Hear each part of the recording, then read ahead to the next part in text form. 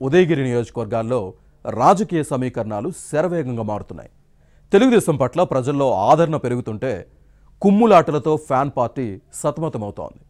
కావలి ఉదయగిరిలో పెరుగుతున్న political heat పై inside story.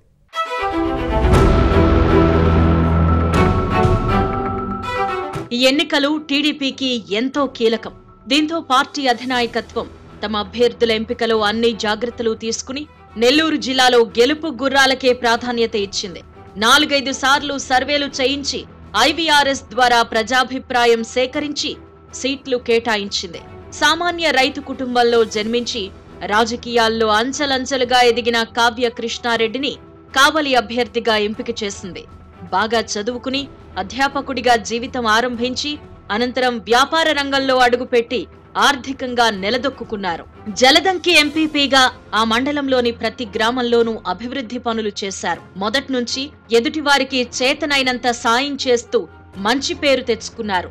విద్య, వైద్య రంగాలకు కోట్లు వెచ్చించారు. ఇక ఉదయగిరి సైకిల్ పార్టీ అభ్యర్థి కాకర్ల సురేష్ మధ్యతరగతి కుటుంబంలో జన్మించారు. బాగా చదువుకుని విదేశాలకు వెళ్లారు.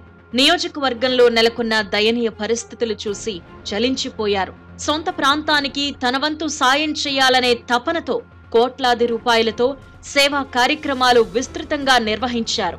3 ఏళ్లుగా ఉదయగిరిలోనే ఉంటూ ప్రజలతో మమేకమయ్యారు. కావ్య కృష్ణారెడ్డి, కాకర్ల సురేష్ ను టీడీపీ అభ్యర్థులుగా ప్రకటించినప్పటి నుంచి ఊహించని రీతిలో ప్రజల మద్దతు లభించడం వైసీపీ శ్రేణులకు కంటి మీద కునుకు లేకుండా చేస్తోంది.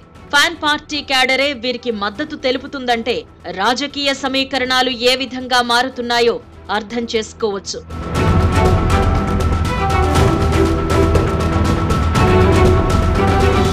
మరోవైపు కావలి వైసీపీ ఎమ్మెల్యే రామిరెడ్డి ప్రతాప్ కుమార్ రెడ్డిపై అవినీతి ఆరోపణలు వెల్లువెత్తుతున్నాయి. ఈ నేత అండతోనే ప్రశాంతమైన కావలిలో రౌడీ మోకలు పేట్రేగిపోయాయనే విమర్శలున్నాయి. 5 ఏళ్లుగా ప్రజలు బిక్కుబిక్కుమంటూ కాలం వెళ్లదీశారు అనే వాదనలున్నాయి. ఉదయగిరి వైసీపీ అభ్యర్థి మేకపాటి రాజగోపాల్ రెడ్డి నిన్న మొన్నటి వరకు ఎవరికీ తెలియదు. ఆకస్మికంగా నియోజకవర్గంలో వాలిపోయి ఎన్నికల బరిలో దిగారు. ఈ నేత తీరుపై వైసీపీ శ్రేణుల్లోనే తీవ్ర అసంతృప్తి ఉంది. ఇటీవల టీడీపీ అధినేత చంద్రబాబు కావలి, ఉదయగిరి నియోజకవర్గాల్లో పర్యటించారు. ఈ నేత సభలు విజయవంతం కాకుండా చూసేందుకు వైసీపీ కుట్రలు పన్నింది అనే ఆరోపణలొచ్చాయి.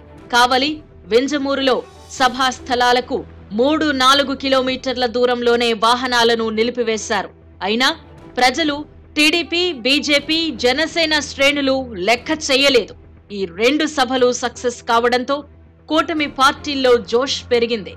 దీంతో వైసీపీ శ్రేణులు డీలా పడ్డాయి.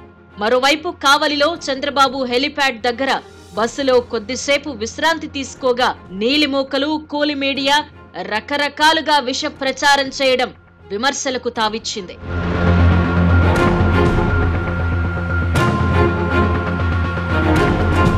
మరోవైపు కావలి, ఉదయగిరి వైసీపీ శ్రేణుల్లో కుమ్ములాటలు తీవ్రమయ్యాయి. వర్గ విభేదాల కారణంగా అభ్యర్థులపై బహిరంగంగానే ఆరోపణలకు దిగుతున్నాయి.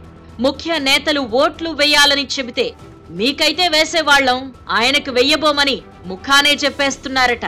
మరోవైపు రోజులు గడిచే కొద్దీ వైసీపీని వీడేవారి సంఖ్య పెరుగుతోంది. వైసీపీకి ఎదురు లేదని, గెలిచేది తామేనని అభ్యర్థులు, నేతలు పైకి చెబుతున్నా గ్రామాల్లోకి వెళ్లినప్పుడు సొంత పార్టీ శ్రేణులే సమస్యలపై నిలదీయడం వారిని అయోమయానికి గురిచేస్తోంది.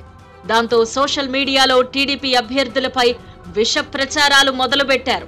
తాము చేసిన తప్పులను టీడీపీ అభ్యర్థులకి అంటగట్టే ప్రయత్నాలు చేస్తున్నారు, ఓటమి భయంతోనే ఈ విధంగా చేస్తున్నారు అనే విమర్శలొస్తున్నాయి.